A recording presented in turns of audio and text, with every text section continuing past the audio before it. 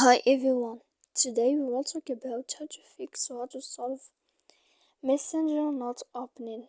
To know how to fix or how to solve Messenger not opening, you should just go to settings like this. You will click.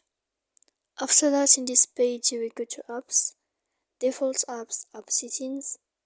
When you will see this list, you will go down to find the application of Messenger and you will enter here in the application of Messenger. When you will find it here in this list, sorry for that, here.